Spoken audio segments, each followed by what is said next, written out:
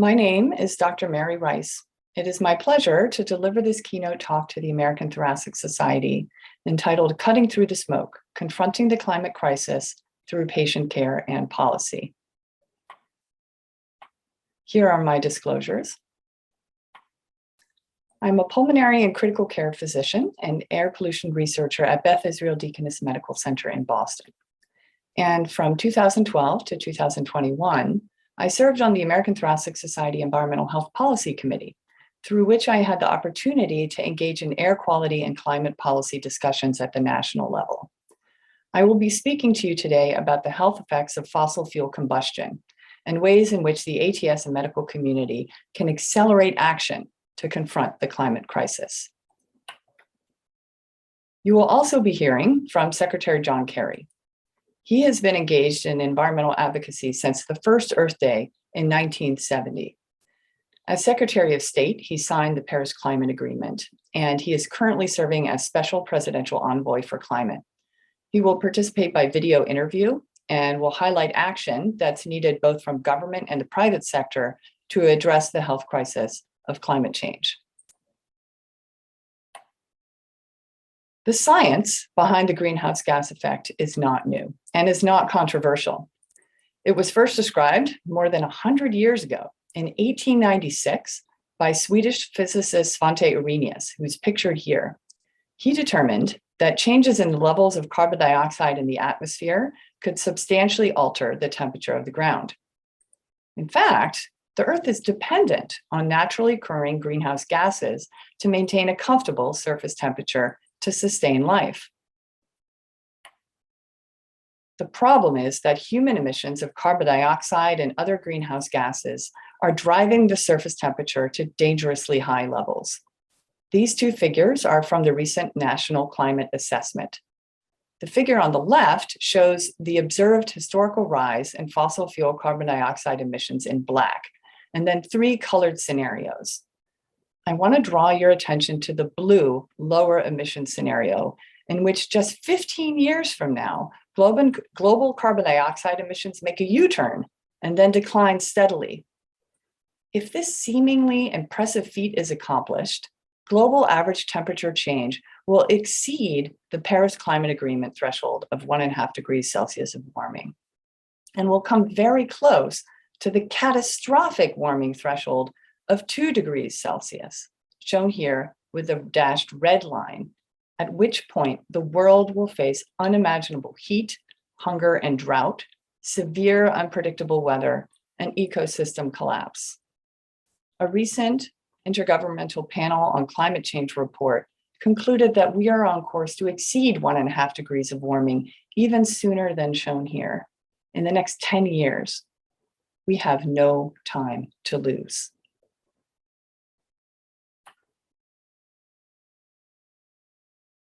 The current global energy system, which is primarily dependent on the burning of fossil fuels, oil, gas, and coal, harms human health through climate change, including frequent heat waves and extreme weather events, as shown here by these upper arrows.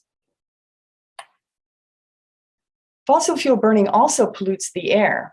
And even though these pollutants are mostly invisible to the naked eye, they impair the health of the entire population that's breathing the polluted air, which means everyone is affected, especially the patients we care for with chronic lung and heart disease. This brings me to my key point. Fossil fuel burning fills the lungs with toxic smoke, just like tobacco.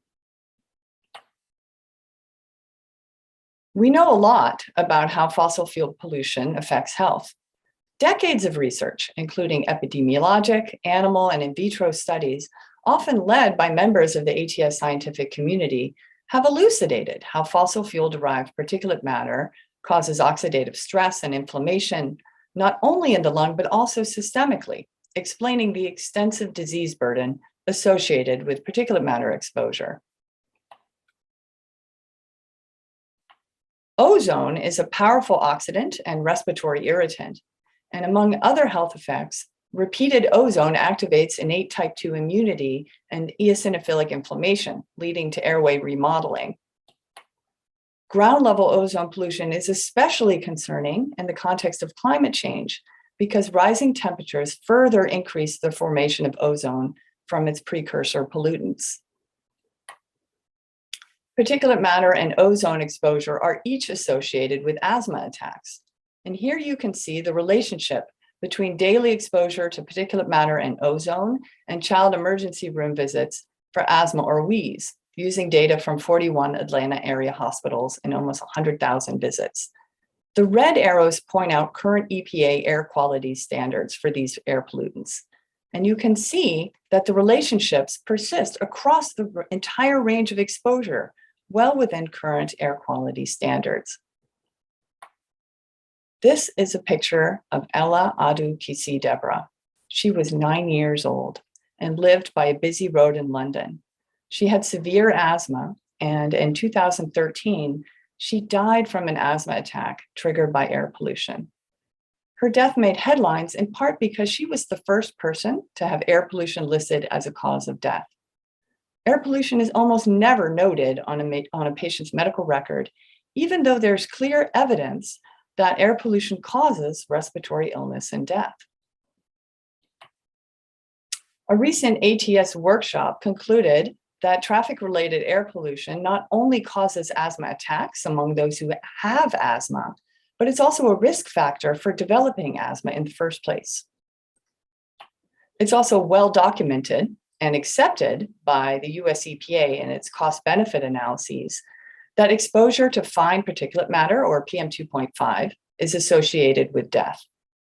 This work was done by my colleagues at the Harvard School of Public Health and shows that the positive slope between daily and annual exposure to PM2.5 and mortality among older adults extends all the way down to very low pollution levels, including the typical PM concentrations experienced by our patients, by all of us throughout the United States. The World Health Organization has concluded that there is no safe threshold below which the health effects of PM2.5 pollution are not observed. This list includes the major health conditions for which there is compelling evidence that outdoor air pollution is a risk factor. And as you can see, it includes not only respiratory mortality and morbidity, lung cancer and pneumonia, but also endocrine disorders, cardiovascular mortality and events, stroke, neurologic conditions, and poor fetal growth. The bolded conditions are included in the Global Burden of Disease report, which ranked air pollution as the fourth leading risk factor for death, surpassed only by hypertension, tobacco use, and poor diet. Despite a lot of progress improving air quality through regulation and emissions reductions, air quality has actually worsened in wildfire-prone areas of the Northwest over the past 30 years. And this is largely the result of wildland fires in the US and Canada. Fossil fuel-derived climate change is a major factor in promoting wildland fires. Here you can see the national trend. And since the 1980s, there's been an increase in the frequency and acreage of large, destructive wildland fires in the United States. Every degree of warming dramatically increases the risk of fire because rising temperatures make vegetation drier and more flammable, and earlier snow melting means forests are drier for longer periods of time.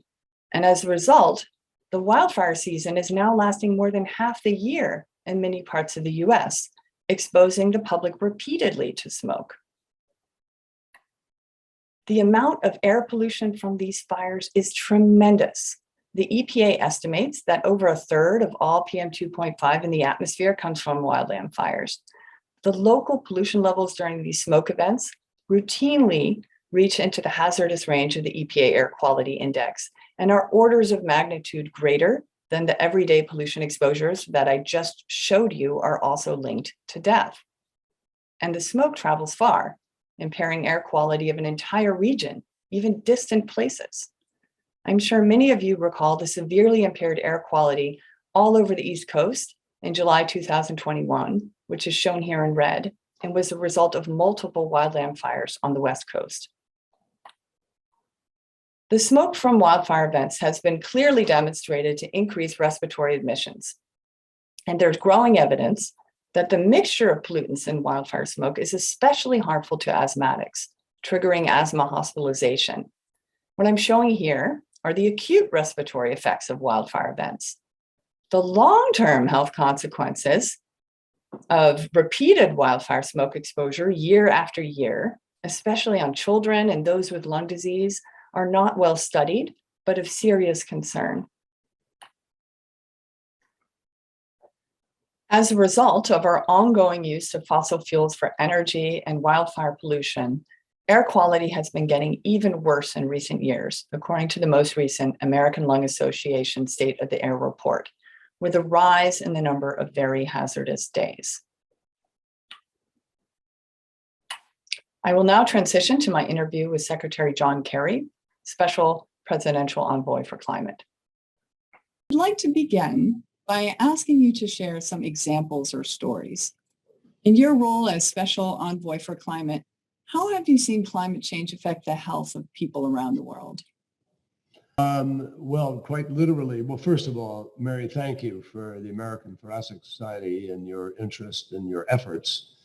And thank you particularly for the extraordinary burden that you all have carried during the course of the pandemic over these last couple of years. It's really been amazing. And as the father of a physician, I have seen firsthand the stress and burden that has been placed on our caretakers. So we're very grateful to you. Thank you for that.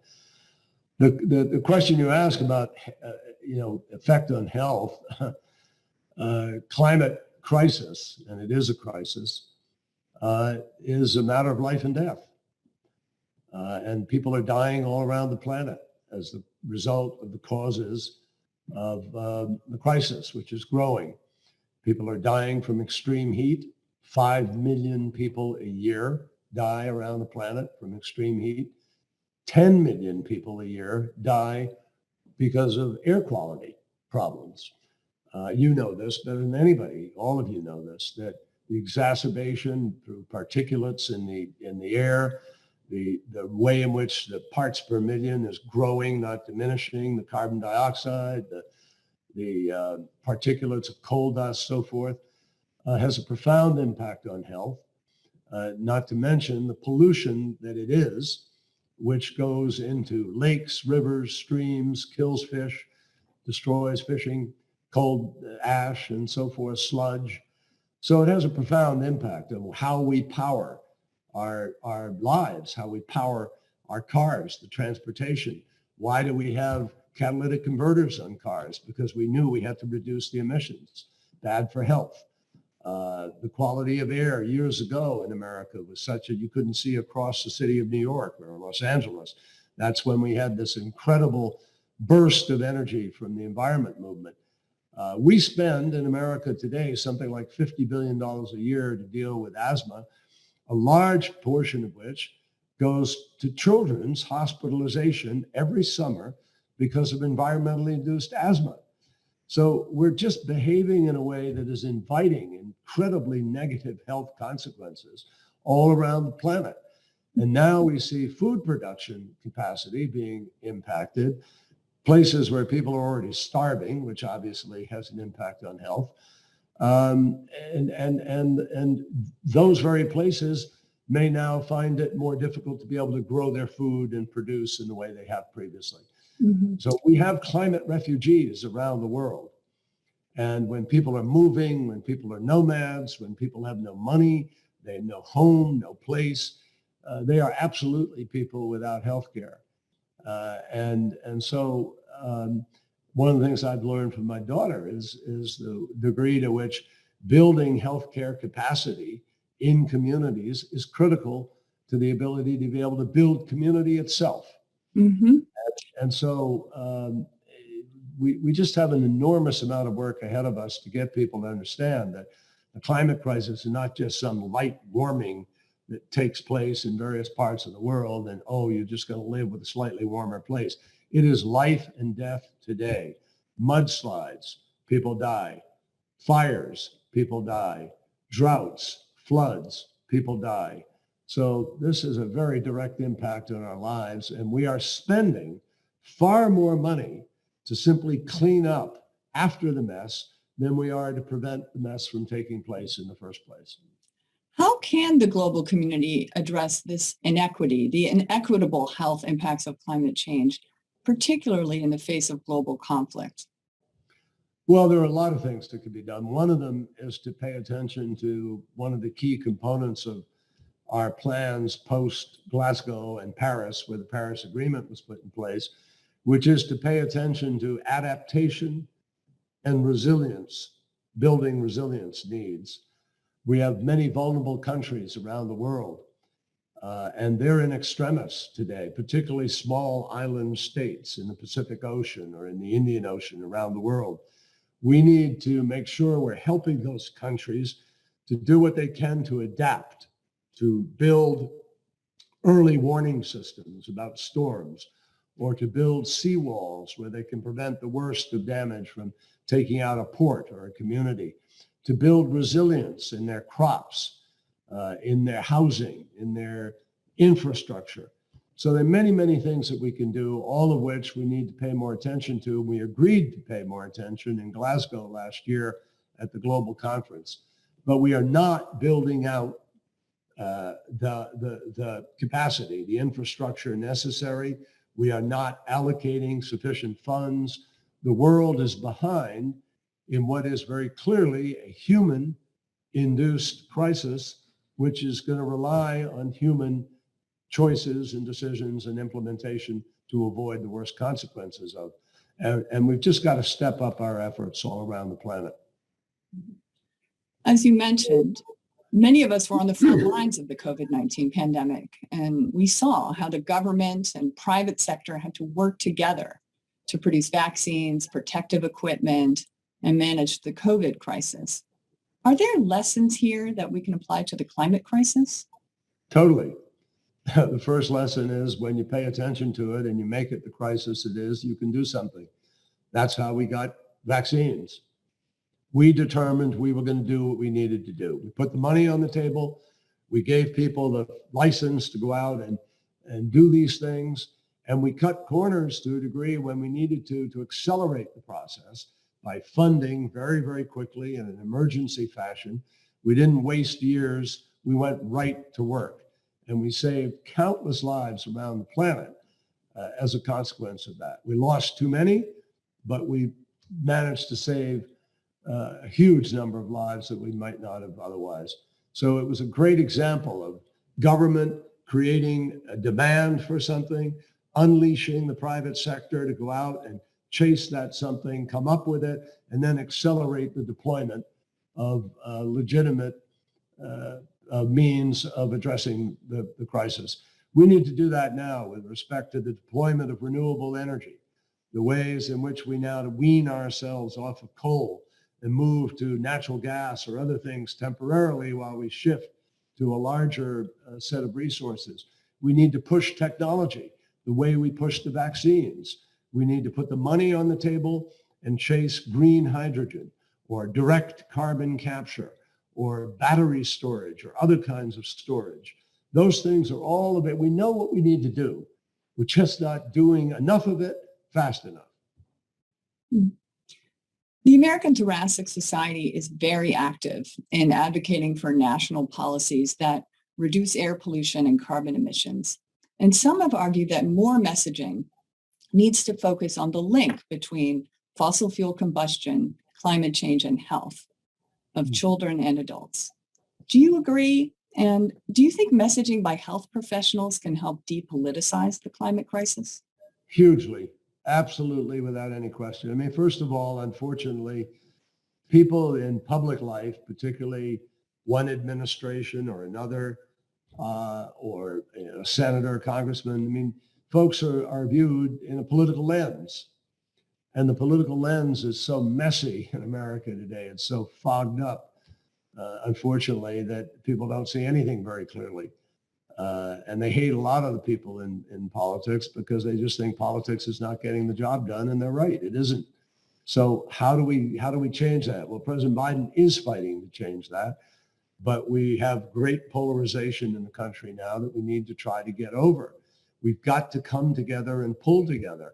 I think some of the most valuable voices in the nation belong to folks who are professionals in a particular profession that has a direct impact on the lives of people every single day, which commands respect. And the truth is that healthcare givers, all the way from, the highest level of whatever profession, whether it's surgeon or neuro, whatever, or something, heart specialist, to people who are working the hospital floors and making sure the place works. Up and down that scale, people have, I think, special voices of validation. They are good validators. They can talk about it from their heart. They can talk about it from their daily experience in ways that really touches people with real stories and real impacts. And I think, therefore, we really need your voices to connect the dots for people. A lot of people don't see the way in which a choice they make about the kind of car they drive or how they heat their home, or they don't see the connection of that necessarily to a visit to the hospital at some point in time.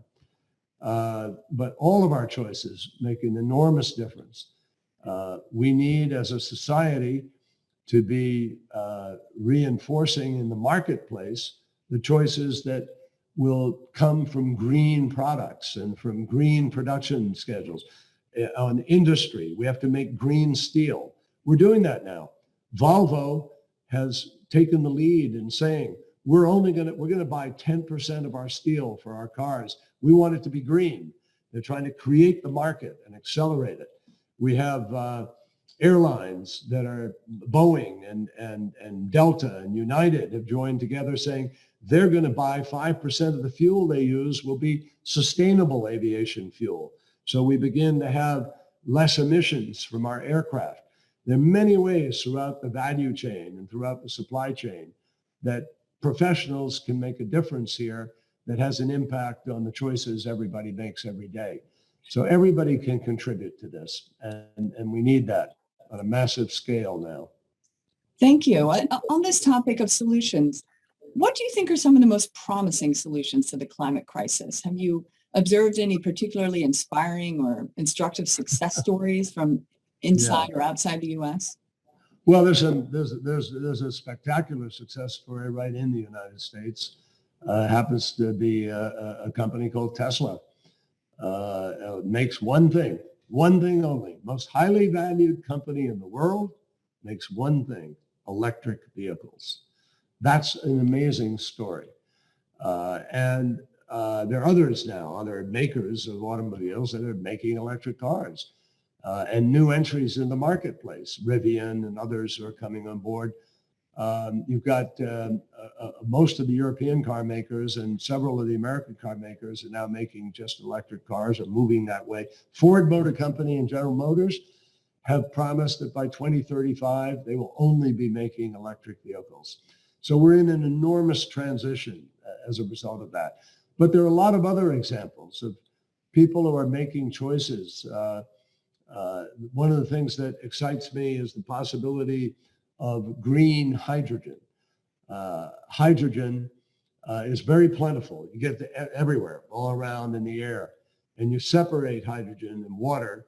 You get the water out, you have hydrogen, which can be made into a fuel, which is no emissions fuel. So that's enormously promising as a future. And there are many people chasing that very, very aggressively. In addition, we have huge gains now in solar panels and in wind turbines. The fastest growing job in America 2 years ago was wind turbine technician. The third fastest growing job was solar panel installer. And with that technology, we have the ability to completely avoid emissions. Not in the production yet of those materials, but in the deployment and use of those materials. Battery storage is extremely promising. I was in California recently. I saw a battery that has the potential of multiple hours, not 4 hours, which is where we are today, but maybe upwards of 100 hours of charging, of storing of electricity. That would be a game changer for what we're able to do to balance our grids. So you never have moments where you have no wind, no sun, but no power. You always have the power present. So I think there are going to be huge gains in technology over these next years. And, every American, everybody in the world is going to feel the benefits of this incredible transformation, bigger than the Industrial Revolution. That is what we are looking at. The largest marketplace transition in the history of human beings. We're starting in it right now, and it's very, very exciting. It will create millions of jobs, and it will make our air cleaner. It will make our people healthier, and we will all be safer and more secure because people like Vladimir Putin won't be able to weaponize the source of our energy. Finally, some of our ATS members find themselves frustrated with the lack of climate action or feel like there's little we can do as individuals on this issue. You have been working on climate issues since the first Earth Day in 1970. Why do you believe individuals can make an impact on a global issue like climate? Well, I don't just believe that individuals can make a difference on an impacting something as big as climate. I know they can, and they can. History has proven to us they can, because in 1970, when I first came back from service in Vietnam, I became involved in the Earth Day organizing for 1970. It was one of the first things that I did, and it was really exciting because people were so fed up looking at the air quality, living with the air quality of New York City, of Boston, of Los Angeles, particularly. New York and Los Angeles were particularly bad examples back then of air quality. So we also had a river, the Cuyahoga River, which famously lit on fire because of the refuse and the oil sludge and everything in it. And so Rachel Carson in 1962 had just written her brilliant book about Silent Spring, about the birds not singing anymore because they were dying because of DDT. So we had this new awakening.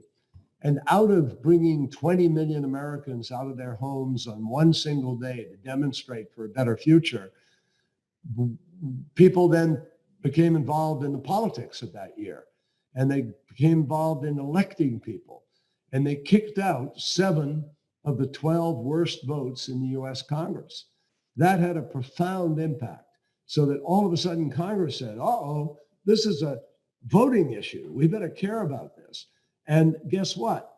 We passed the Clean Air Act, the Safe Drinking Water Act, the Marine Mammal Protection Act, the Coastal Zone Management Act, the Endangered Species Act, and a Republican president who had very little to do back then with the environment signed into law the creation of the Environmental Protection Agency, which we didn't even have until then. All of that, everything I just listed, came out of citizen action. People coming out of their homes, demanding from their elected officials that we would have something different. That's what we have to do. Democracy does not work on automatic pilot. Citizens have to be involved and have to fight for things. And we have to fight for cleaner air, less pollution. Greenhouse gases are pollution. And if we will go back to fighting against pollution, we can win this battle. As Secretary Kerry said, we are validators. We can speak about this issue from our hearts. We're trusted voices in society, and we can be agents of change. As medical professionals and public health experts, we must advocate for policies at the national, state, and local and city level that rapidly phase out fossil fuel burning for energy and transportation, because fossil fuel burning is deadly. As we phase out fossil fuel burning, the health benefits will be immediate and will improve the lung health of our communities. I'll give you an example of that next. Coal is the most highly polluting and deadly fossil fuel, and so eliminating coal is essential. But as health experts, we can't ignore that the economic livelihood of entire communities depend on the coal industry. We should invest in those communities as part of this urgent energy transition. Let me give you just one of many examples that demonstrate the immediate health benefits of reducing fossil fuel pollution. In 1996, during the Olympic Games, the city of Atlanta restricted traffic and reduced traffic counts by 23%. And during that period, child asthma Medicaid and HMO claims went down by about 40% compared to the weeks preceding and following the intervention. You don't have to wait for the clean air health benefits of reducing fossil fuel burning. They're immediate. Phasing out fossil fuel burning pays for itself by sparing human lives and preventing hospital admissions. Here's an example of such a cost-benefit analysis for the 2015 Clean Power Plan to reduce power plant CO2 emissions by 32%, which found a $12 billion net benefit as a result of cleaner air. Analyses of other measures at the national and city level that reduce fossil fuel burning from traffic and other sources have reached the same conclusion. The health benefits of improving air quality by lowering PM and ozone pollution exceed the implementation costs of phasing out fossil fuel use. Healthcare is extremely energy intensive. Just by doing our jobs every day and delivering patient care, we use a lot of energy. The healthcare sector is responsible for about 10% of US greenhouse gas emissions and employs more than 10% of the US workforce, the largest commuting workforce in the United States. Many of us are in leadership positions at our institutions, and as physicians and scientists, all of us have influence. We must engage with our institutions on this issue. Find out how your hospital or institution generates energy for electricity, heat, and transportation. Work with your institution to rapidly deploy technologies that improve energy efficiency and push for a plan that will achieve carbon neutrality by 2030. An inspiring example is the image here shown on the lower right. It's a solar farm that was newly constructed, ironically, on a former tobacco field through a solar energy purchase by Boston Medical Center. The American Thoracic Society is a leader in advocating for clean energy. And thanks to the tireless efforts of members of the ATS, especially the Environmental Health Policy Committee, with the support of Gary Ewert, we have been among the most vocal advocates for clean air. And we have strong collaborations with the American Lung Association and other medical professional societies. We must do more and explicitly call for an emissions-free economy. The American Thoracic Society must lead by example and achieve carbon neutrality as a medical society. This means supporting and encouraging virtual meetings when feasible. We need to address the air pollution and carbon emissions of our in-person conferences. And we must hold our meetings in cities that are implementing carbon neutrality plans. Under all emission scenarios, we are treating the health consequences of fossil fuel burning and climate change. We have to let our patients know this is happening to them, even though they may be powerless to fix it. Just as we may explain your COPD is due to your smoking from many years ago, we can say air pollution from fossil fuel burning and climate change is irritating your airways. Patients need to know. And as Secretary Kerry emphasized, we are a trusted voice. Cut through the politics. This is about their health. We need to be honest and direct with our patients. None of us have been trained on how to have these conversations. A new literature on climate change and clinical care is emerging, and we need to expand medical education on this topic. While more formal training is needed, this is the emergency of our time. And we can't let the lack of formal training be an excuse to leave climate change out of the exam room. We need to figure this out now. And we need to conduct research that not only identifies health effects of climate change and air pollution, but helps to identify effective interventions that actually work to reduce health risk and address environmental justice. There are several recent publications in the Annals of the American Thoracic Society highlighting the need for this kind of cross-disciplinary, solutions-oriented research. I'm going to end with a comparison of two deadly addictions, tobacco use and fossil fuel use. In both cases, it took time for the medical community to realize that it was a cause of death. But in both cases, the science is now clear. Both cause lung cancer, as declared by the WHO International Agency for Research on Cancer. Both cause asthma attacks and COPD exacerbations. They also both play a role in causing obstructive lung disease. Both exposures impair fetal development. Children are especially vulnerable to tobacco and fossil fuel pollution. Their lungs are still developing. The adverse health effects of early life exposure have lifetime implications. Powerful economic interests are at play and have sowed doubt about these health effects. For tobacco, the medical community ultimately came together with a resounding and clear message: tobacco kills. For fossil fuel burning, these powerful economic interests are still in charge of the messaging.